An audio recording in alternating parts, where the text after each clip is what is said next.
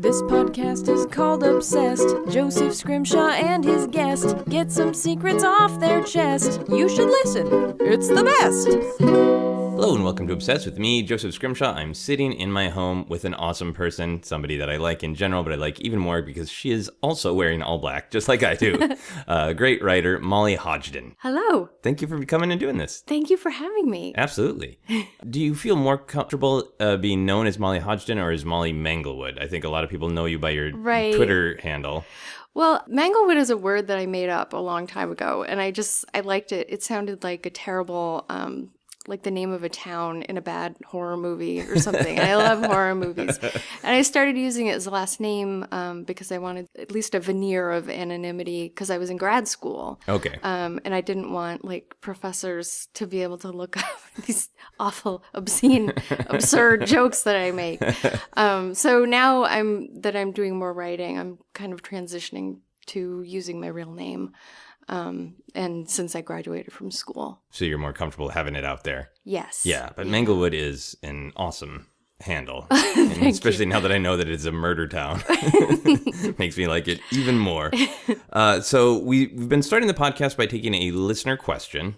So people writing questions with detailing their obsession and then a question about it. Will you help me answer a question? Of course, yes. Here we go. This is from Anna Onderhagen, who is a person that I knew back when I lived in Minnesota. And Anna says, I'm obsessed with the similarities between Lincoln and Kennedy presidencies. Both their vice presidents and successors after their assassinations were named Johnson. They were elected into the House of Reps in 46 and president in 60. They were both shot in the head on a Friday. Oh, I could go on and on, says Anna. It is just wacky. Is there some strange convergent energy happening? Is this a connection with the Illuminati? What is going on? Do you have thoughts on that? I'm afraid I'm kind of a giant bummer on things like this because I'm very much a skeptic.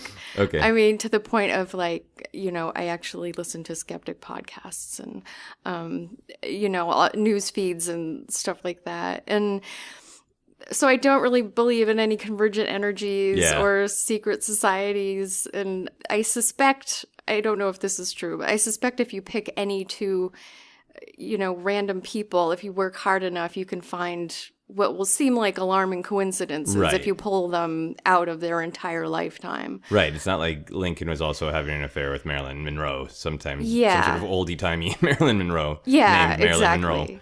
Right. Yeah.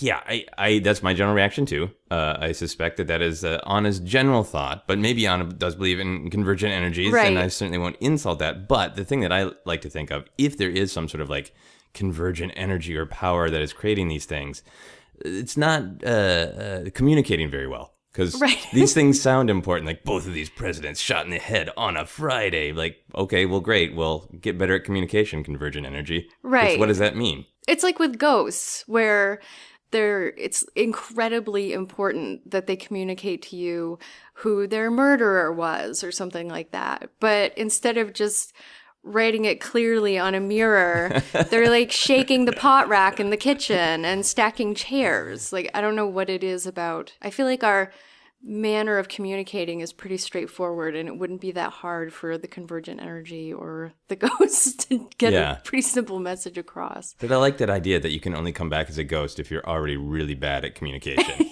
Yeah. There's like this spectral dyslexia that sets in. Yeah. If you're good at charades, you cannot come back as a ghost because you would communicate too efficiently. Right. So screw you. Well, I hope that helps a little bit, Anna. That's really cool. I had never known that there were all those similarities, and I think that they do take on weight because these are two of our most famous presidents.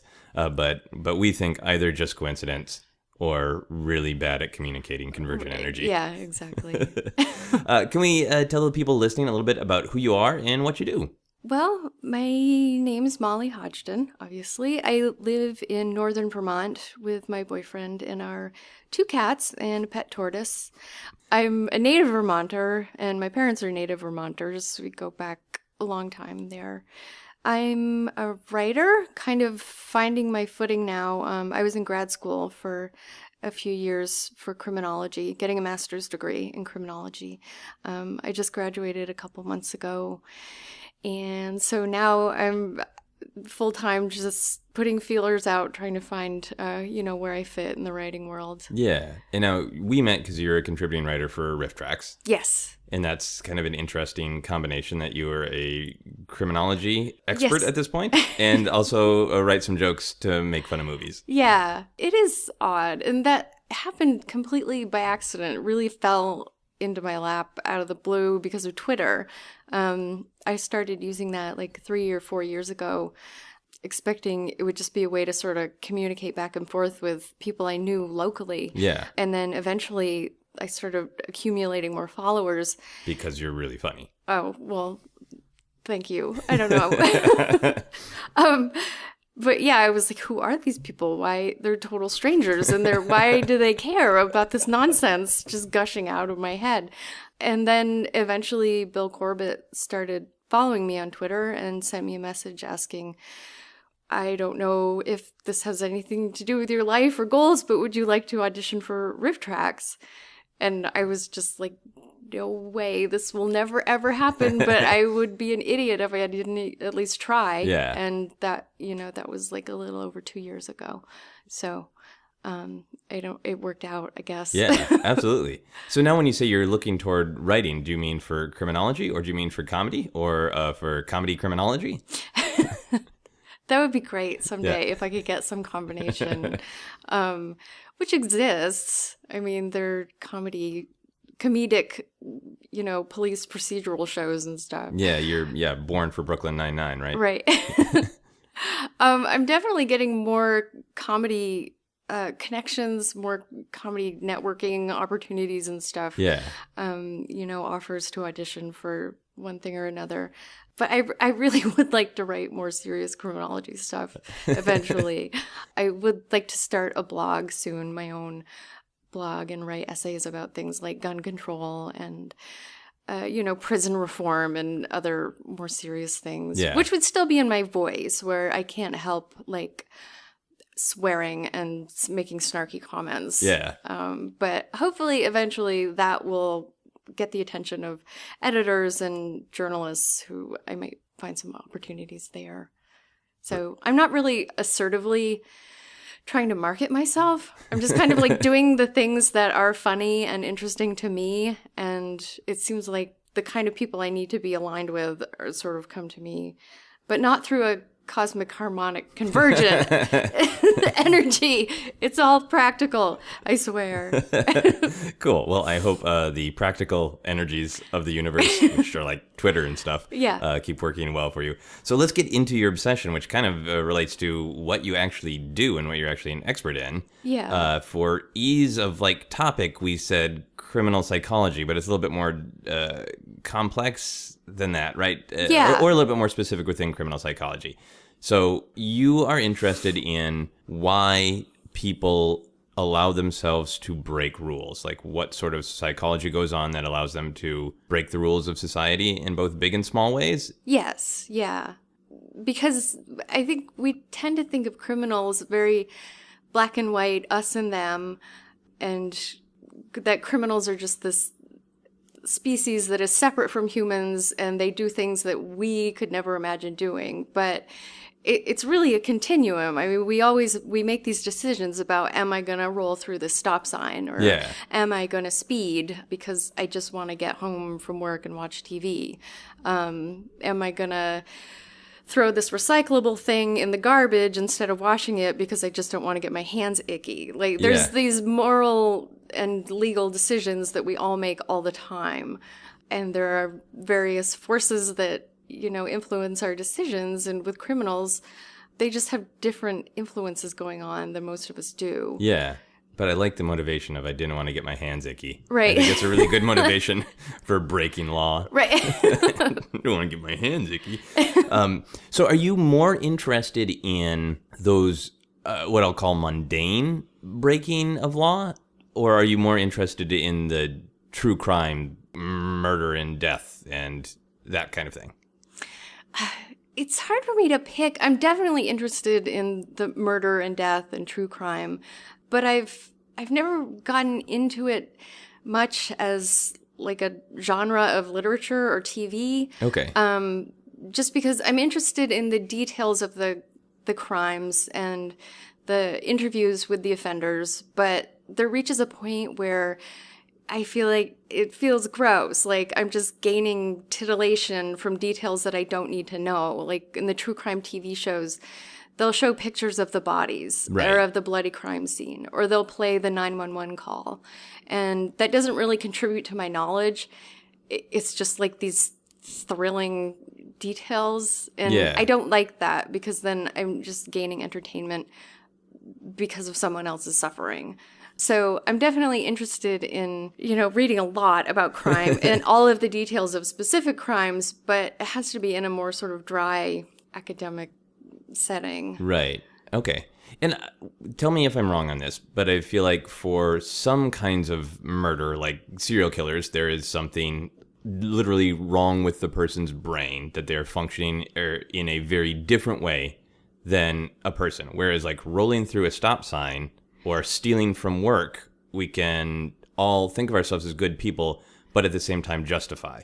Is that a fair distinction, or is that overly simplistic? It is fair. And with serial killers, there is definitely something fundamentally wrong with either an emotional or personality disturbance. It's like with most people, like a car that isn't working, and you can open the hood and see what's wrong with the engine. But with a serial killer, it's more like you open the hood and there's just no engine there. There's like nothing recognizable that you could fix. Yeah. So they're obviously in the minority of criminals, like the vast minority. There's not that many serial killers compared to other murderers. Like nowhere near as many in reality as there are on television. Right. Like Dexter would run out in real life. Yes, yeah. And I think that's why people are so fascinated, obviously, because they are rare and their behavior is so extraordinarily different and inconceivable to us. So do you remember when you first started thinking about why humans obey laws or rules and what would happen if they didn't? Do you have was that a calling to you when you were young? Did you start thinking about it as a kid? Yeah, I did. Because I started thinking about why people do the right thing or the wrong thing when I was little. Because most people go through these stages of moral development where at first children are kind of without morals entirely. Right. And they'll do the right thing only because they fear punishment. Right. Like they know, I'll get in trouble for this, not, I'll actually hurt the cat if I do this. And then they sort of grow into, I shouldn't pull the cat's tail, not because I'll get in trouble, but because the cat will be hurt. Right. I had that when I was a kid. We had a poodle. And once I was sort of sentient, I was like, why does the poodle like my brother better? And my mom was like, you used to touch the poodle's eyes. Oh, God. I was like 4 and I was horrified at little 3-year-old monster me that would touch the poodle's eyes. Yeah. Yeah. So I'm sorry, I interrupted you. So the kids start with basically kind of no development.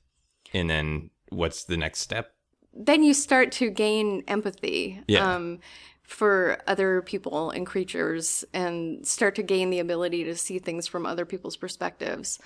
So it's because, and then people sort of get arrested at different stages of those. So it's like some people never grow out of, I shouldn't do this only because I might get caught. And then other people progress to these more evolved stages of having empathy for other people within their families, but not caring about anyone else. Yeah. Or caring about the people who are only in their community, but not the greater world.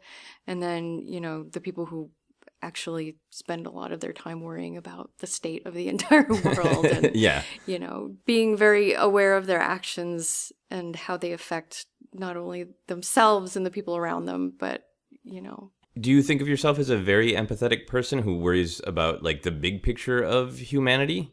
I think I do, yeah. I'm fairly politically active. And of course, every person, they think that their political perspective is the one that will save humanity. But I do happen to think that my politics are more empathetic.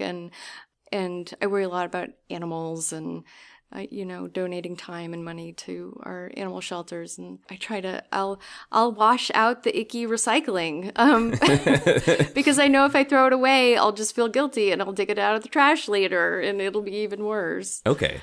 So that is for both like the betterment of society and then also for yourself though, right? Because you're recycling because that is what is best for everyone. You're being empathetic, but then at the same time, you're saying to yourself, I personally will feel guilty and I will have that punishment. Yes. If I don't do the empathetic thing. Yeah. So it is kind of both functioning at the same time, both levels? Oh, sure. I think some people can't admit that when they do something which they're internally and to other people insistent that it's purely altruistic. Yeah. But there's always a selfish part of it where you do it because it makes you feel like a good person. Yeah. And it makes you feel superior to anyone who would not do the same thing.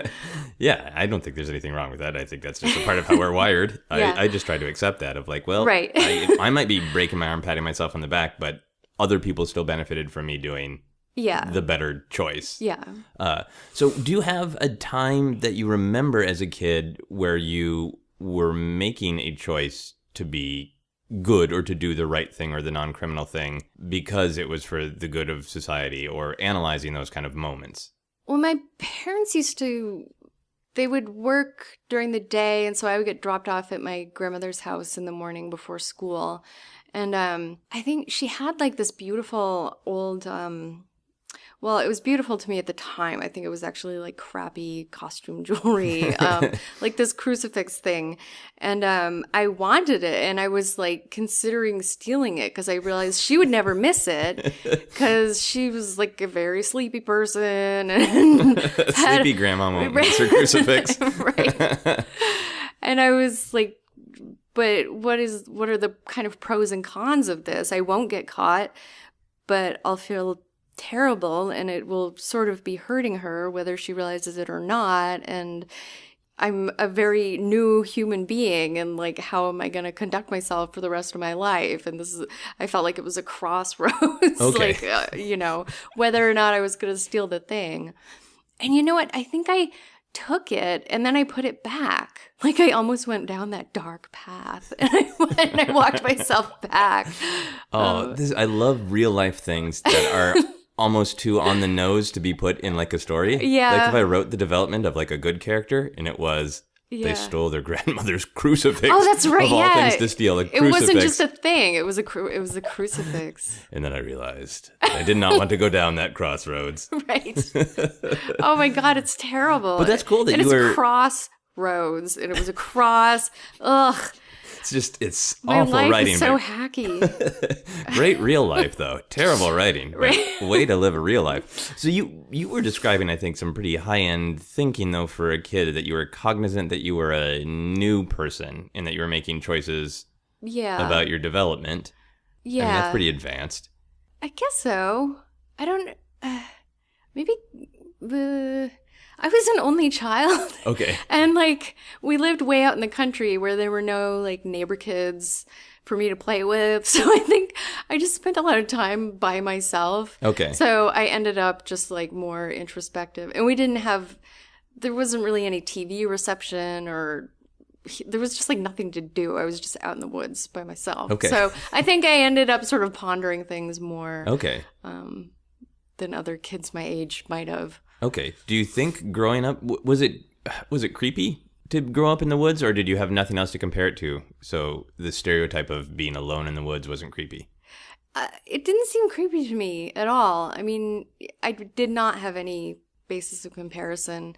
The biggest city in Vermont, Burlington, is tiny. It's not, I mean, people usually say city with air quotes around Burlington.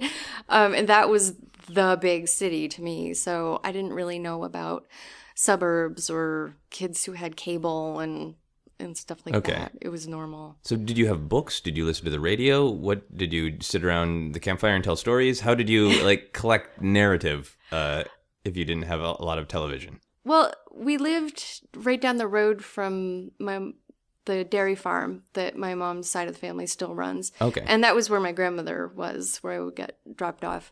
So I was around these adults a lot, and I would hear them telling stories. And, there was always like a cow that was hurt or a cow that was giving birth, or it was hunting season, and they were butchering cows or deer in the garage, and there was always like stuff going on. So there's like a cow soap opera, like yes, the days of our cow lives going on. Yes. Nice. And we listened to the radio, but it was just my parents playing NPR. Okay. There wasn't any pop culture or any of that. Did that affect any of your views on criminology and criminal psychology when you had this sudden exposure to pop culture, which I think has a ton of fascination about crime and criminals and murderers? Do you remember, like, did you go to high school or college or get this like sudden explosion of pop culture exposure? Yeah, we moved to a slightly bigger town when I was 8. So I had some classmates who had like New Kids on the Block posters and crime, who had like MTV and stuff that I wasn't really that exposed to, and they had like their older brother's action movies, and so I started to see more. I became really fascinated with horror movies, which I love horror movies. No matter how bad it is, I'll watch any horror movie, even like the good bad or the bad. Yeah, there is a difference.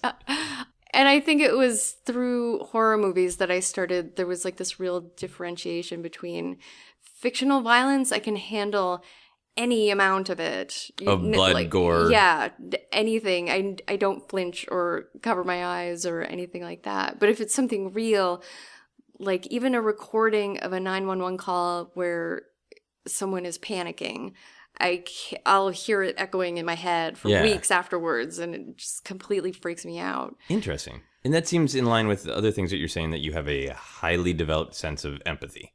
Yeah.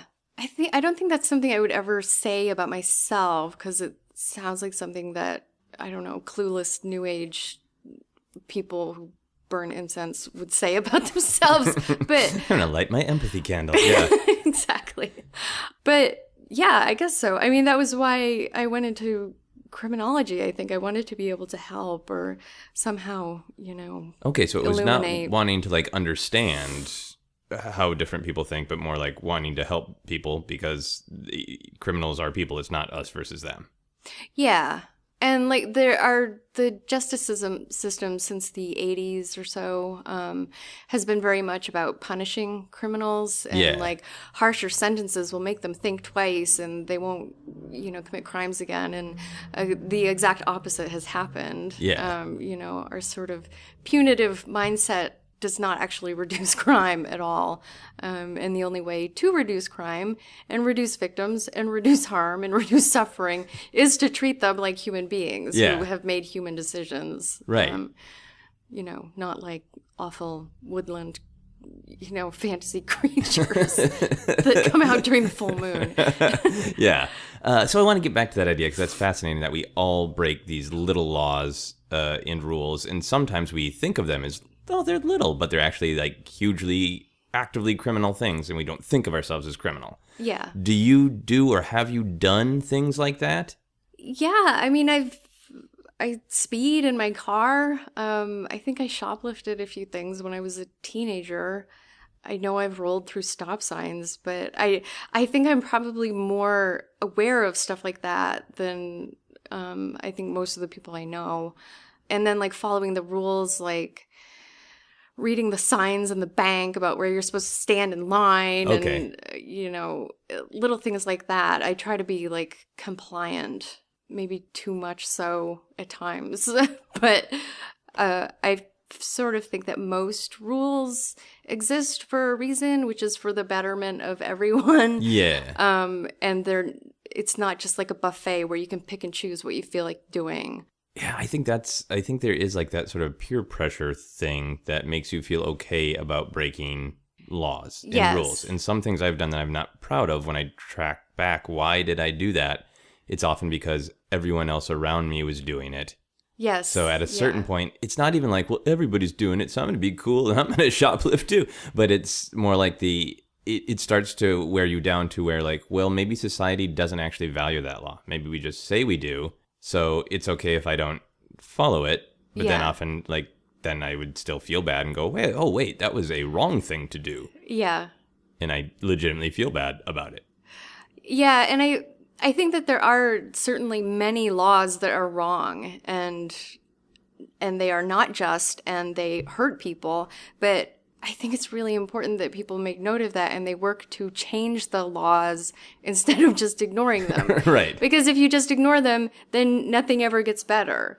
Like, one thing that I've been pretty active in is decriminalizing sex work. Okay. Because I think that laws against prostitution, they do not help anyone. They don't help individuals. Right. They don't help communities. It just hurts mostly women. But I wouldn't actually condone anyone doing the illegal thing, but I understand why they do it, and that's one of the reasons why I have donated and volunteered and worked to change it. Right. So it seems like you're fascinated with the acts and the psychology, but also the sort of the structures around them that make them technically legal or illegal. Yeah. Like, why do laws exist in the first place? What is the purpose of them? And it's different for every law. I mean, some of them are like based on historical prejudices that just kind of never got, that thread just never was pulled out of the weave of our justice system for whatever reason. Yeah. Based on antiquated morality, based on just practical or infrastructure or technology that no longer exists. Yeah. But these laws keep hanging around. But again, I think it's extremely important for people to know the laws and be aware of the ones that are not right, again, so that we can change them, not just be like, No, stupid. I'm not going to do that. Yeah. Yeah. So when you do violate a rule, like speeding, for example, what is your personal rationale? What is going through your head since you're so highly involved in thinking through these things? What is your justification to yourself? I think usually I do it without thinking, and then when I realize, I start thinking, what if a raccoon ran out in front of you right now and you hit the raccoon and you would know for the rest of your life that you killed it, and if you had been going slower, you might have had enough time, reaction time to stop, and it would be alive, and it would be out there having babies right now. And maybe it would name one of the babies after you. You don't know. So I'll talk myself out of whatever rationalization I might have, like I'm late for an appointment. That's very helpful, specifically being here in Los Angeles, where you can feel justified because, it's never your fault that you're late. Somebody's always cutting you off because everybody in Los Angeles, not everybody, a lot of people have that. My thing is really important, so it's okay if I just cut you off. So the next time that I'm speeding, I will try to picture a raccoon giving birth. Maybe holding your grandmother's crucifix just to add extra guilt. Yeah, well, there's that solipsism that everyone has where, the things that I'm doing, it has priority over what everyone else is doing. And I can talk on my phone when I'm driving because I'm a good multitasker. And, it's just not true. This isn't like a TV show and you're the main character. We're all, there are separate universes in everyone else's heads. And, if everyone just was a little more aware of that, I think things would go more smoothly. I was told by a very weird teacher in high school. He wasn't even our teacher. I don't even know where he came from. He came to high school. Just a guy who showed up. Yeah, I don't remember. Obviously he did have a pass. He wasn't like Zorro. He didn't go in with a mask. But he was talking to us when I think I was in 11th grade about how high school students can just start going to college and get credits, and you can skip some of your, depending on the various programs. But then he just kind of launched into a tirade about the nature of America and our perceptions of what it means to be American. Wow. And one of his big things was America has created a narrative about itself that prides itself on being exceptional. And we use that to break rules. And we have to know that about ourselves as a culture. Because it's in Germany, they decide the speed limit is 70. So everybody goes 70 because they've discussed it and they think that's about right. Yeah. In America, we set it at 60 and then everybody goes 70. Right. And it still functions, but then sometimes it doesn't because we create that.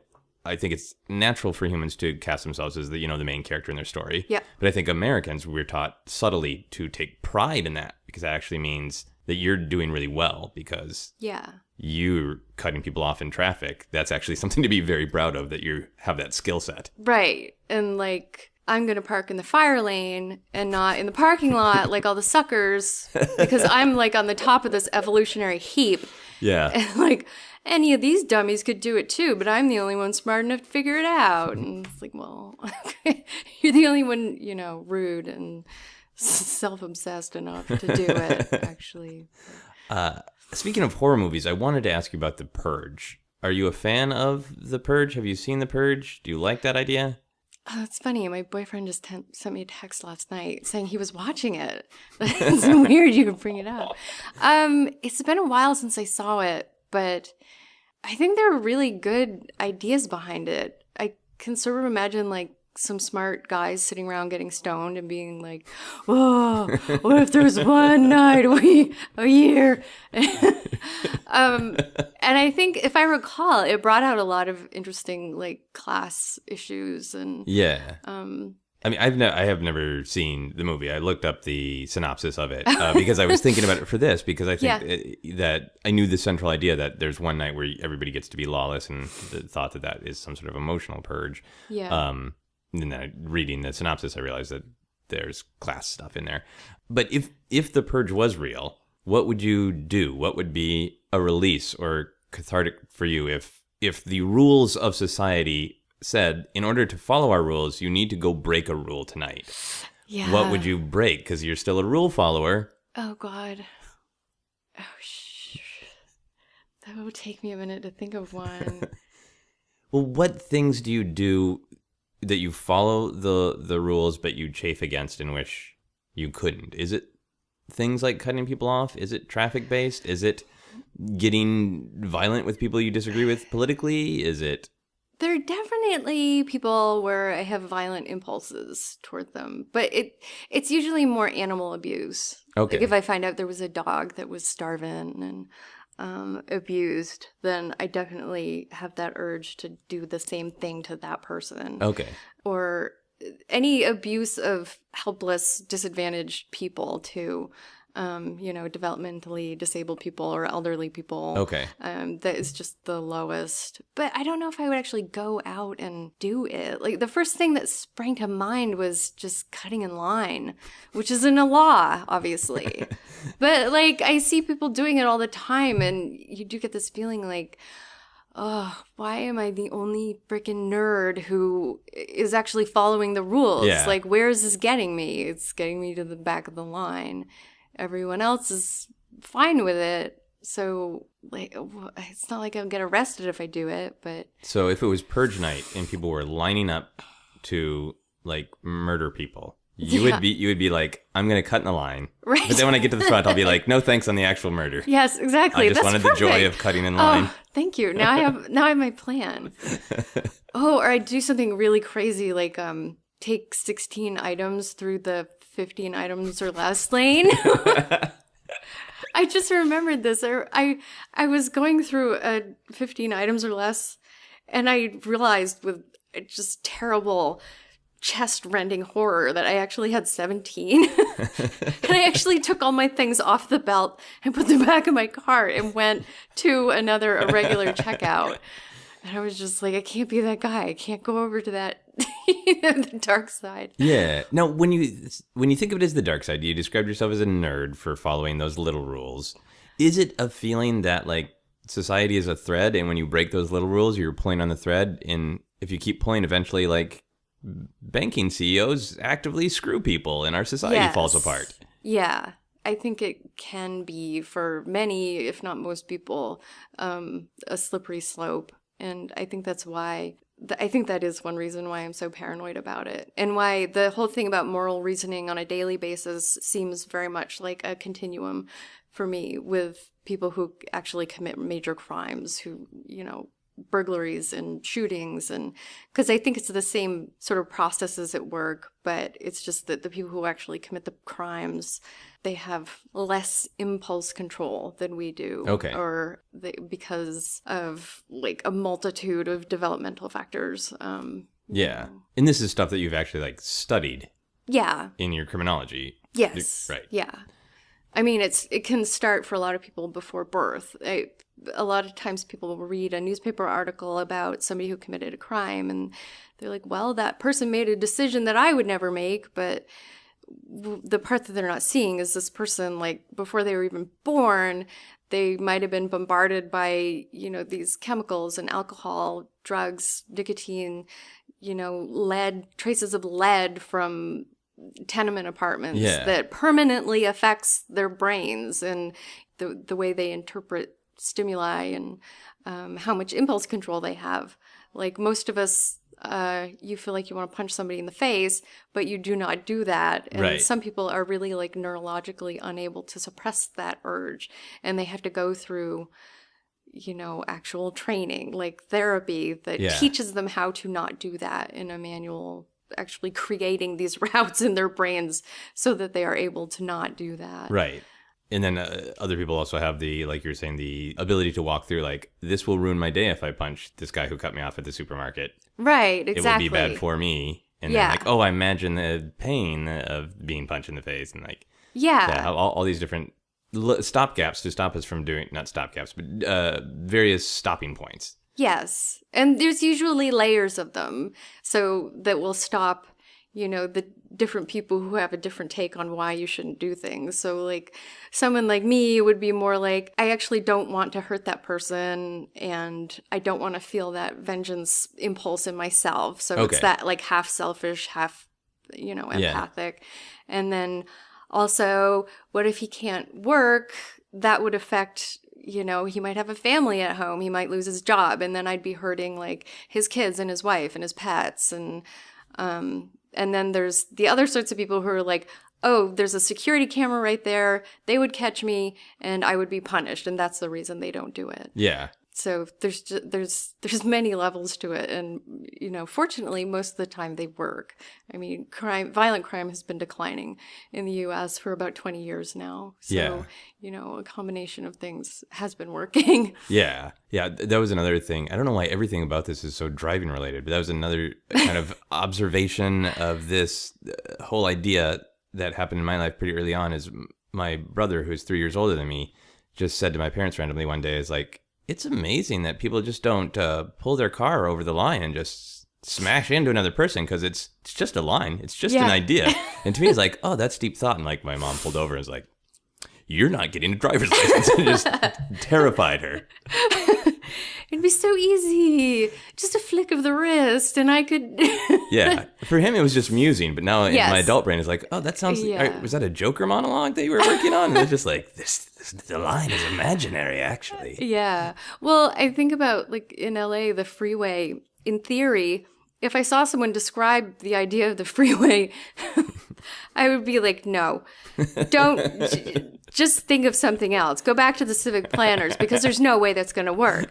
There's no way all these people are going to cooperate and actually, and yet it does mostly work. There's accidents, obviously, but for the most part, everyone like weaves together, and it's kind of a miracle. And it's also obviously kind of a metaphor for, the way the rest of our society works. Yeah, it slowly grinds along. Yeah.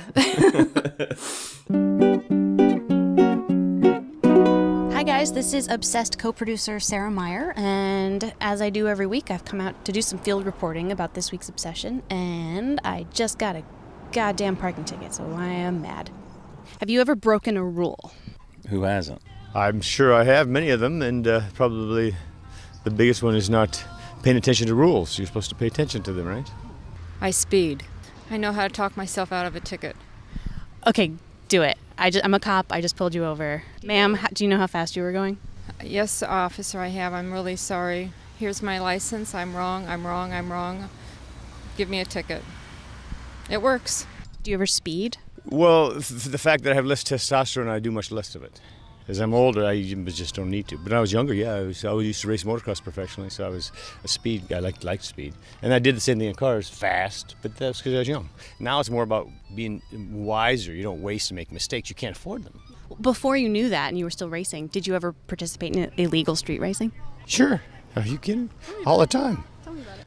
Well, I'd go in Minnesota. With certain times of the year you could slide your car pretty well. I'd go to I'd drive into an intersection, jerk on my handbrake, and spin the car 360 degrees through the intersection. Let it go, and you just go straight. And then so people watch you slide a full 360 through this intersection, and then go on, and they think, "What the hell's that?" Right? And they all get nervous. Some old people get very nervous, right? But if you know what you're doing, probably you're not going to crash, but you could. So it's kind of fun to test limits that way. I don't know if that's not speeding, but It's illegal. well, again, what's illegal? I mean, if your brain's into that kind of stuff, then I guess you're living in the system. Do you ever watch true crime TV shows? No, I don't. I don't like blood, I don't like gore, and I don't like negativity. I don't have a TV. Yes, I do. MSNBC Dateline with the murder stories. Why do you watch that? I don't know. I would say I'm really glad that I'm not in those shoes. If you could go back in history and punch any historical figure for breaking what you would see as a rule, who would you pick? Oh, Nietzsche. Probably a few, but I think the top of the list would be Hitler. Richard Nixon. He's pretty much scum of the earth. Have you ever committed a crime? Yeah, I sold drugs for a while. I don't look like a drug dealer, do I? I don't know what a drug dealer looks like. You do too. Come on. Thank God I didn't get caught. I was very lucky. Got me through school. So technically you were a criminal. Only if I got caught. So a person who breaks a law is only a criminal if they get caught. I would say so, yeah. You got a record then. What does the word empathy mean to you? Something that Donald Trump doesn't have. We're going to move on to our How Obsessed Are You questions. So these are questions or variations that I ask everybody, and you don't have to be obsessed, so just feel free to answer them. However, do you think about criminal psychology every day? Yes, definitely. Yeah, because it's a part of your career, right? Yeah. Or future career. Yeah. And I think most people do, in a way. We get bombarded with news. You see something, you see like the name of a place trending on Twitter. And I think a lot of people, well, I do, like immediately think, oh no, there was another mass shooting. Yeah. And, we hear about celebrities getting murdered or, stuff like that. And there is also the whole true crime genre that people are just crazy about. Whenever I stay in a hotel and I have cable, because I don't have cable at home, I'll be flicking through and it seems like every other channel is like terrible reenactments of horrible crimes, and then like The Nanny, and then another reenactment of terrible crimes. A different kind of crime. Yeah. Why do you think that it's so popular now, given that you are sort of an expert in criminology? Why do you think people are obsessed with true crime right now? I think part of the reason is people are very afraid of crime right now, Okay. which usually when I tell people that violent crime has been declining for the past 20 years, they're kind of like, what? Are you kidding? Things are more awful now than they ever have been. And, people are getting assaulted on the street and women get raped as soon as they set foot outside the door. And because we have this impression from the media and because there are so many news channels now and podcasts, and you're obviously not a contributor to this problem, but and websites and feeds that are just telling us constantly that everything is terrible and there are bullets flying. And I certainly don't mean to minimize the problems that we do have, but it gives us all the impression that everything is terrifying. Yeah. And I think that it gives people a sense of control if they think that they understand more about crime. Okay. Like they watch these profiles of killers and they'll kind of file that away mentally that, oh, he was doing this and this and this, so now I know what to watch out Right, for. so I'm going to keep my eye on Steve next door. Right. He's a little bit of a weirdo. Yeah. Yeah. That makes sense. Yeah, to just be able to control and process the fear of it. Yeah. Interesting. Yeah, I also think social media is just you can hear about all the crime you want to in very, very far away places. Yeah. Whereas 20, 30 years ago, it would be very hard. You'd have to get a newspaper from a different place. Yeah. To find out what minor crime happened in Ohio today if you don't live in Ohio. Yeah. Well, or in Ohio, like yesterday or the day before. Yeah. And now we get it all instantly. And not just the black and white print report. We have video and full color photos. Yeah. And, I'm not one of those people who thinks that technology is destroying our lives and like our individual psychology. I think that the good that has come from social media and technology far, far outweighs the bad.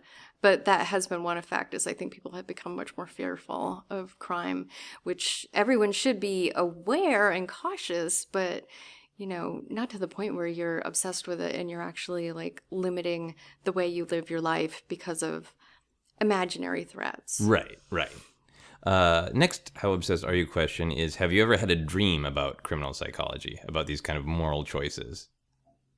I'm sure I have. I mean, I've had dreams where I'll be very, very angry at someone, but it's more sort of like a mutual combat thing. It's not where it's more like I'm defending myself than hurting anyone. Okay. And certainly dreams where I've been hiding and someone is trying to get me or running. I think that's fairly common, though. I think a lot of people have those dreams. But you don't have dreams about breaking minor rules? No, about, like, I don't think so. I wasn't supposed to have the sprinkler on after 8 p.m., and I did in my dreams. Yeah. I'm so bad. Not that I recall. Okay. No. Okay. When someone walks into your home, are they able to tell right away that you're obsessed with criminal psychology? They could probably guess. Yeah. I mean, we have... my boyfriend and I have a lot of weird stuff just around. I don't know. The apartment sort of has it's like a cross between a cabinet of curiosities and like some kind of like a swamp witch's lair or something. There's just like lots of weird art and okay. You know, we have a huge bookshelf that takes up like an entire living room wall, and there's lots of criminology books and books about death and books about corpses and books about the funeral industry and stuff like that. Okay, so people could see the books, but the way you're describing your apartment is the bookshelf like twisted, gnarled wood? Is there like a wishing well in the middle that a ghost girl might be down? Like you're describing a real horror shop of an apartment, which sounds awesome. Yeah, well, yeah, there's a lot of horror movie stuff too. Okay. I mean, like I have 2 different sizes of the pumpkin head, you know, the action figure, and lots of other like horror action figures. Okay. And, like weird posters and this huge painting of this creepy lady who's holding an apple and like staring at you. Yeah. Stuff like that. Do you consider yourself a goth? This is kind of a side question because I mean, with your sort of public-facing persona with Manglewood, you know, your name being sort of sounding like creepy, and you do generally wear black.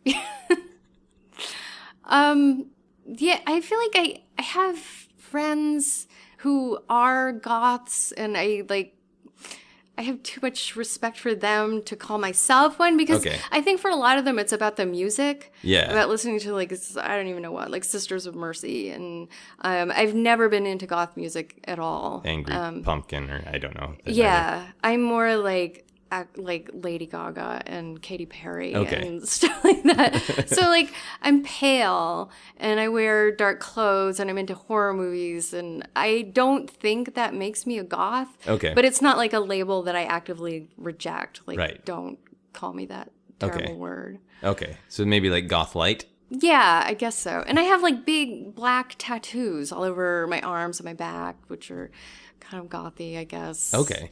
Can I ask what they I have like 150 bats on one of my shoulders. That's pretty gothy. Maybe I am. I don't.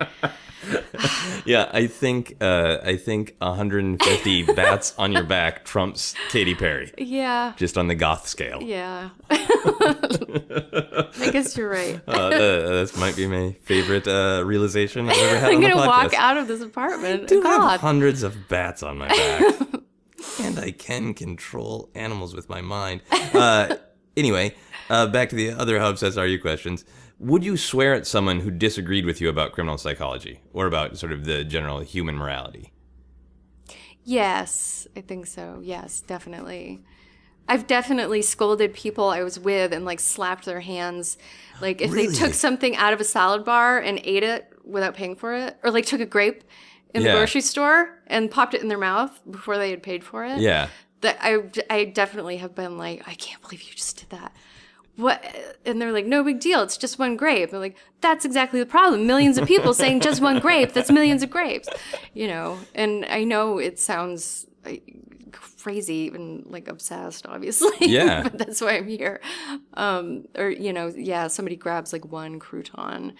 Or if somebody grabs a crouton with their hands instead of like with the little tongs. Right, so that's two different ways society is collapsing in that moment. Exactly. Yeah. And okay. I definitely say probably not to strangers. Yeah. Then in my head, I'm just like, I would never do that. So I'm better than that person. Okay, but you would do your friends generally accept it when you slap their hands and remind them that grape is just one of the cornerstones of our civilization? I think my boyfriend does. And he's sort of the same way that I am. So it's not that much of a dispute. But he might do something like try a grape. And he definitely is like patient and loving about me being so obsessed with the rules like that. But my other friends, I think, are just kind of like roll their eyes and, it's just a cashew. It's just a grape. It's just a whatever. Yeah. And I just have to be satisfied knowing that I've been bumped up in the ranks of good people and I'm above them. Yeah, I could probably learn some from you. I cross against street lights when it's clear that there's no car coming. I don't like waiting for the little green person. Okay. Which is clearly like a violation, but it's one of those things like I think I can look. And my wife has always been like, just wait. And then here in LA, downtown, they have cops on the street that their beat is to stop people and give them actual tickets. So my wife got a ticket for jaywalking. Which she didn't even, they have a law that you don't know about that once the numbers get down to a certain point, you're not supposed to start. And it's just one of those weird moral things. Like my wife she's been not yelling at me. She's been saying like, wait to me for years. And I've been like, I can go.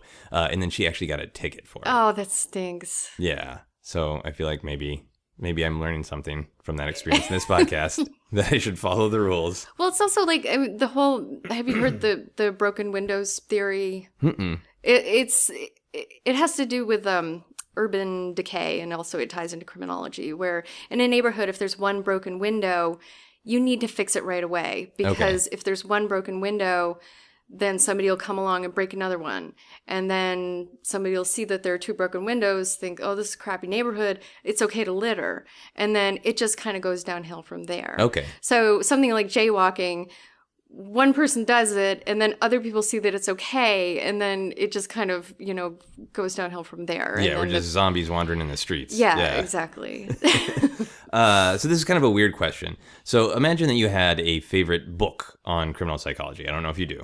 But there's one that's like precious to you. Yeah. And you saw a bear come into your apartment and steal it. Would you try to get that book back from the bear? What kind of bear is it? A big like grizzly bear. Oh, no, definitely not a grizzly bear. If it was like a little black bear, that would probably be fine. Yeah, I would go and I would like spank it. Open hand spank, that would probably take care of it. You would spank the bear. Yeah. And it would drop the book. Yeah. Would you like try to sneak into its den and try to get it out, or would that be too scary? Oh, that's exciting. That would be like a video game. That would be like Skyrim or something. Yeah, I might do that. Like in theory, I mean, that would be so exciting. Like going and staking out and waiting for it to leave, and you're not really sure if there's another bear in there or not, and you don't know how long that bear is going to go. Because like, what if it was just going out to take a piss or something, and it's coming right back? So yeah, I think I would try to steal it back. So that's just very exciting. Yeah. Okay. Yeah. Excellent. Good to know. This is the last "How obsessed are you?" question. It is a weird one, but I ask it of everyone. If you couldn't talk about criminal psychology without you or someone you love first being punched in the crotch, would you still talk about criminal psychology? No, I don't think I would. I don't want anyone to get punched in the crotch. Because that's rule breaking, right? Well, yeah. I don't know. Well, actually, my immediate thought was my dad had prostate cancer this year. I'm sorry. So he just had a prostatectomy a couple months ago. So that was like my first thought. So I was going to punch my dad in the crotch when he got his prostate out. So... yeah, even people who seem like they suck, I just can't, I don't have it in me to genuinely want to hurt them. Yeah, you're just empathy is just too important. Yeah. A part of your life. Yeah. So if that was the rule, if some strange, powerful force came along and said, this is the way it's going to be. You can't do this without someone you love or yourself being punched in the crotch, you'd be like, that's fine. I can do comedy writing too. I'll let go of the whole criminology thing. I could choose myself to get punched? Yeah. Well, yeah, I would do it then, as long as it was me getting punched and not somebody that I cared about. Right, because you just have too much empathy. Yeah. Yeah. Because it's important to my self-image as a perfect person who is superior to all the other people. If all it takes to be perfect is to be punched in the crotch every once in a while. I can handle that. A small price to pay. I asked people to make a noise to sum up their obsession. Can you make a noise to sum up your obsession with criminal psychology? I can't do it, but I wish I had an app that could play the Wilhelm scream. I can drop the Wilhelm scream in. Oh, that would be good. That would be great. We'll just drop the Wilhelm scream in right here. Yeah. There it went. Beautiful Wilhelm scream. I love that. Is the noise because it's a combination of like true horror and comedy? Yeah, I think so. Because you hear it in genuinely scary, terrible movies. Yeah. And you also hear it in completely goofy, like comedy, vampire, Frankenstein movies. Yeah. Cool. Well, I've been rating people's obsession with 7 is the highest number, just because I like the number 7. So I'll say out of 7 bats, not as many as 150. So out of 7 bats, I think you are about 5 out of 7 bats obsessed with criminal psychology. Okay, good. Were you thinking it was going to be higher or lower? Or? Oh, no, I don't. No, I mean, because like my entire life doesn't completely revolve around it. I mean, obviously, I do the comedy writing. I watch a lot of comedy. I play video games. I do all this other stuff. It's not like... Yeah, it's not all you ever think about, but it is also... Yeah. It's kind of a deeper obsession because it informs how you live your life. Yeah. Right? And then also that whole, is a master's degree that you have in criminology? Yeah. That's kind of a big thing. Yeah. But it's also, but it's not like the only facet of what I do and who I am. So I wouldn't put it out as 7. Okay. So. But is 5 good? Is that too many bats? Too few No, bats? that's good. Okay, good. Excellent. So 5 out of 7 bats. Can you tell people where they can find you on social media and anything else you want to plug? Well, on Twitter, I'm at Manglewood, and it's just sort of spelled how you would think, Manglewood. And I don't know, I'm on Facebook too and stuff like that, but mostly it's just Twitter. Okay. So at Manglewood, where the bears live and have their caves full of stolen books. Yeah, and there's like almost no criminology stuff there. It's all just ridiculous photos and stupid jokes. And very, very funny stuff. People can check out your work at Riff Tracks, obviously. Yep. If you go to my Twitter account, you should definitely check out the photos, because there's lots of photos of my cat, Magpie. So she's the only other thing I want to plug. She's the greatest cat. That's the best plug I've had. It's somebody just saying, my cat. Go follow my cat. Here's some quick plugs before the show here, before our final questions. You can follow me on Twitter and Instagram as @Joseph Scrimshaw. You can follow Obsessed Podcast on Twitter as @Obsessed Podcast. For info on all my upcoming shows, you can check out my website at josephscrimshaw.com. There are 2 ways to support Obsessed. You can back us on Patreon and get exclusive bonus episodes every month. For full info on that, go to patreon.com/Joseph Scrimshaw. Or you can support all the podcasts on the Feral Audio Podcast Network by shopping through our portal. Just go to feralaudio.com, click the Support Our Artist button, and shop on Amazon, and some of the money will go to supporting Feral Audio. What do you think people should buy on Amazon if they went through the portal for Feral to support us? What's a good thing to buy on Amazon that reflects your obsession? Can I say something that they should not buy? Absolutely. There is this awful book called The Psychopath Test. Oh. By John Ronson. Okay. I hate that book, and it drives me crazy, and people read it and they think that they're like criminology experts, and he just like fabricated interviews, and he's like my arch enemy. Okay. Or one of my many enemies. Is he your main enemy? Yeah, I think so. Okay. Yeah. So go to feralaudio.com, go through the portal, and buy literally the first thing on Amazon you see, as long as it's not this book. Yeah, exactly. By the evil John Ronson. Buy something that you would like, as long as it's not that. Excellent. Here are our final questions. They don't have anything to do with the obsession, but they can if you want. If you could build anything out of Legos and it would come to life, what would you build? I think I'd build my perfect house. and like land. Because I lived in a 2-bedroom apartment for 16 years. 16 years. That's awesome. Yeah, because I didn't know where exactly I wanted to settle, and I figured I might as well just stay out of debt by, renting an apartment until I've decided. So, yeah, I would build like just a little like 1-story house in the woods. Made out of Legos. I mean, that's like a great modern fairy tale where someone comes across Molly Manglewood in the woods in her Lego house. Woods. Would it be dark Legos? Yeah. Really, like total tree cover, so it's like all shady and moss and then the faint sounds of Katy Perry coming out of the house. Yeah. Speaking of Katy Perry, if there was a dance move named after you, what might it be? Probably the nap, where you basically just find an open spot on the dance floor and lay down. And just put your arm under your head and fall asleep for like 15 or 20 minutes. I really like that in the context of songs that shout like, everybody do the whatever. Yeah. Everybody do the nap. Everybody just leaves and finds a quiet corner. Yeah. That's great. The final question for everyone on the podcast is, what is happiness? Real easy question.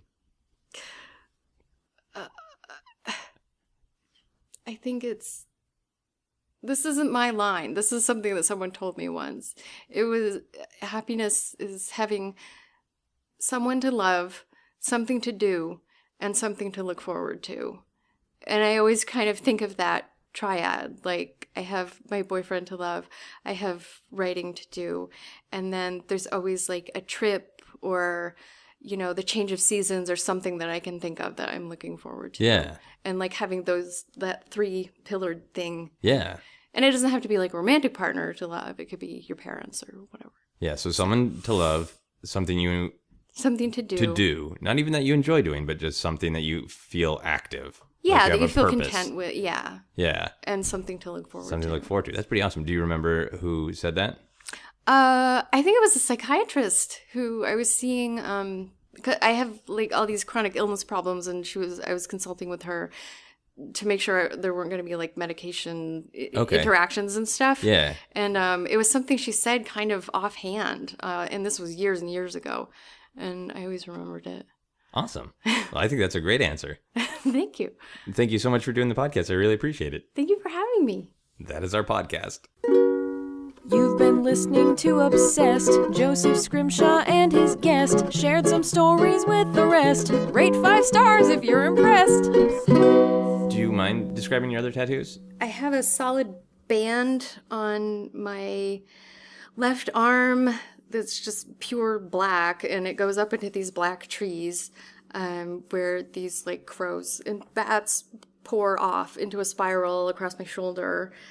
On my upper back, I have a tree that has like one leaf on it. It's kind of dead, and you can see down into the roots. There's a skeleton that's tangled up in the roots, like someone was, like murdered and buried there a long time ago.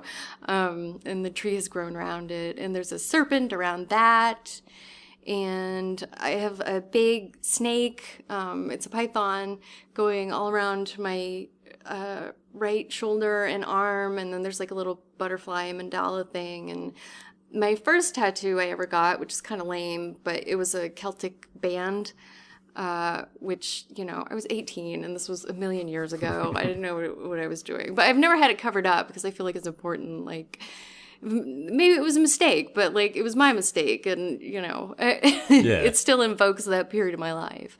And then there's like there's a big skull on the base of my back, like in the tramp stamp spot, with like wings coming off of it, like the old, like the memento mori, on the tops of old gravestones.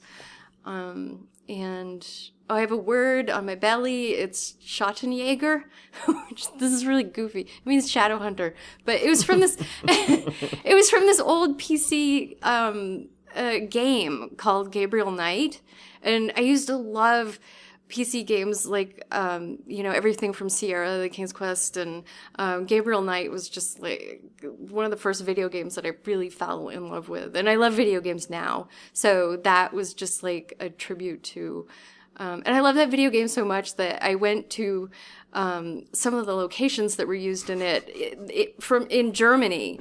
And there was like a castle that was part of it. And I went to that castle, which is like at the top of this like mountain that you have to climb up. And it's called Neuschwanstein. And I like went there and lifted up my shirt so my belly was showing with the tattoo, and I sent the photo to the game developer, and she was like, oh my god, that's awesome.